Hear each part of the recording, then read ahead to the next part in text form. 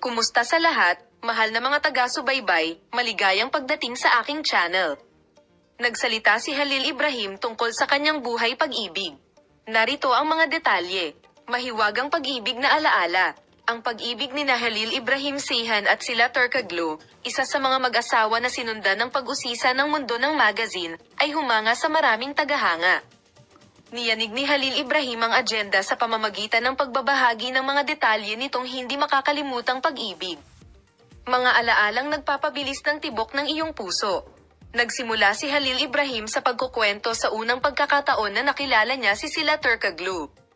Ang mga unang sulyap ng luwed at ang kanyang mga damdamin sa sandaling iyon ay nagkaroon ng isang espesyal na lugar sa alaala ni Halil Ibrahim.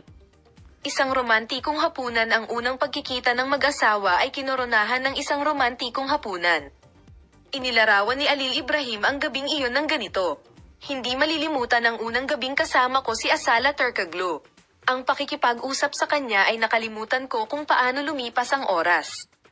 Si Halil Ibrahim, na may mga karaniwang panlasa sa point art, music at travel point na sila Turkoglu, ay nagsabi na ang kanilang karaniwang hilig sa sining, musika at paglalakbay ay lalong nagpatibay sa kanilang relasyon. Sinabi ni Halil Ibrahim na ang mag-asawa ay may mga tawanan at masasayang alaala mula sa mga unang araw ng kanilang pag-iibigan at sinabi ang mga sumusunod. Ang bawat sandali ay mahalaga. Bawat sandali na magkasama tayo ay nag-iiwan ng di malilimutang marka sa ating mga puso. Pag-ibig sa mata ng media. Ang pag-ibig ng mag-asawa ay nakaakit ng higit na atensyon ng media. Hinawakan ni Halil Ibrahim Seyhan ang mga paghihirap ng pag-ibig sa mata ng media. Sa simula, nakatuon tayo sa pagiging masaya sa sarili nating mundo, nang walang pakialam sa mga reaksyon mula sa labas. Ang mga unang krisis at alalahanin ay nagsimula mula sa sandaling iyon, tulad ng sa bawat relasyon. Ang relasyon sa pagitan ni Halil Ibrahim at sila Turkoglu ay dumaan din sa mahihirap na panahon.